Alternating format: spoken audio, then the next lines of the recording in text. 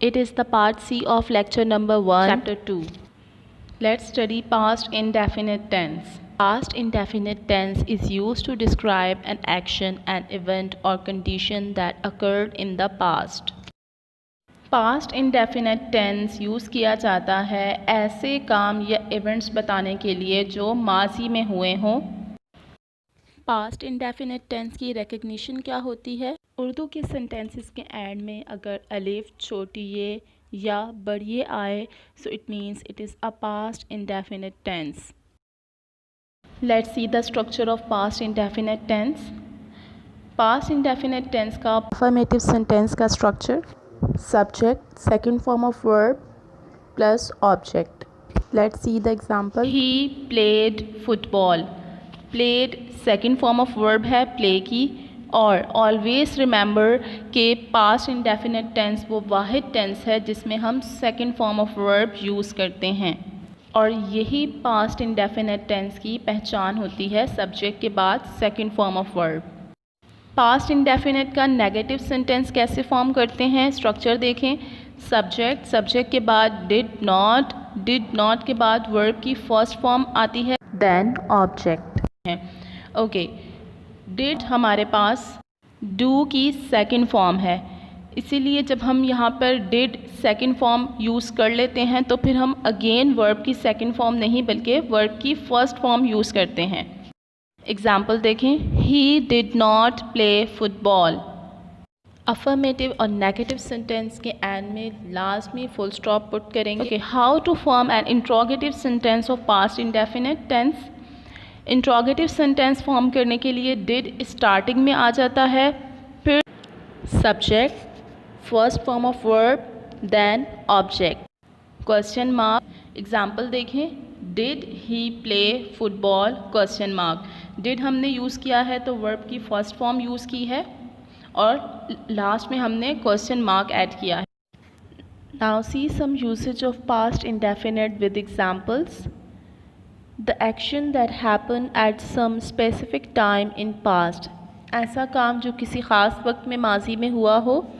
He went to market last night. Next, two or more consecutive actions that happen in the past। एक के बाद दूसरा काम जो पास्ट में हुआ हो। He entered the room, switched on the light and fell flat on the bed। The finished action of the past, ऐसा काम जो माजी में ख़त्म हो गया हो। My grandmother used to hand wash her clothes। To talk about the people who are no more in this world, like Albert Einstein presented the theory of relativity। Time and date expressions. The manager joined this office 2 days ago। Our next topic is future indefinite tense। First we'll see the definition of future indefinite tense। It is used to express an action that has not taken place yet and will take place in the future।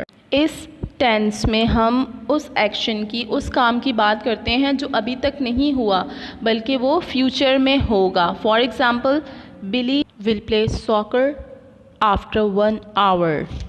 There is no planning और intention in the future sentence used in the future indefinite tense. Future indefinite tense में कोई ख़ास planning या intention नहीं show की जाती बल्कि एक न्यूट्रल बात की जाती है कि ऐसा होगा। Future indefinite tense recognition. अगर उर्दू के सेंटेंसेस के एंड में गा, गी या गे आ जाएं so it means it is a future indefinite tense. Now see the structure of future indefinite tense. Affirmative sentence form करने के लिए we use subject, will, first form of verb, then object. To form the negative sentence सबसे पहले subject आता है, subject के बाद will not verb की first form, then object. And affirmative and negative sentence के एंड में we must put full stop. Interrogative sentence में विल स्टार्टिंग में आ जाता है, सब्जेक्ट, वर्ब की first form, object, then we must put question mark. Let's see some usage of future indefinite tense with examples. for actions decided at the moment of speech. ऐसा काम जो बोलते वक्त ही हम डिसाइड करें, जैसा कि I have a toothache, I'll take some medicine.